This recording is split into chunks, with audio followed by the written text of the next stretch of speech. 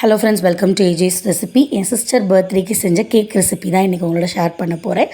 Completely ஹெல்த்தியான மெத்தடில் செஞ்சுருக்கேன். வீட்டில் இருக்கக்கூடிய இன்க்ரீடியன்ஸ் வச்சு 1 கப் ராகி மாவு, அதே கப்பால் 1/2 கப் கோதுமை மாவு, 1 கப் நாட்டு சக்கரை, கொக்கோ பவுடர் இல்லாதனால கொஞ்சமாக coffee powder, baking soda add பண்ணி கட்டி விழாமல் மிக்ஸ் பண்ணிவிட்டு 1 டம்ளர் பாலை கொஞ்சம் கொஞ்சமாக ஆட் பண்ணி பேட்டர் ரெடி பண்ணியாச்சு. ஸோ ப்ளஃபினஸ்க்காக கரெக்டாக 2 டேபிள் ஸ்பூன் கீ ஆட் பண்ணியிருக்கேன்.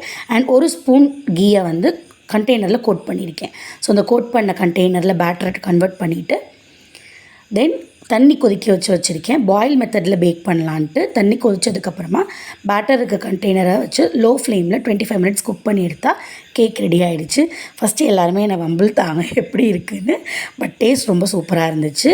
பால், கார்ன்ஃப்ளவர், நாட்டு சக்கரை வச்சு ஒரு ஒயிட் சாஸ் ரெடி பண்ணி நட்ஸ் கோட் பண்ணியாச்சு. ஈவினிங் கேக் கட் பண்ணியாச்சு. ஸோ நீங்களும் இந்த ரெசிபியை ட்ரை பண்ணி பாருங்கள். பாய்.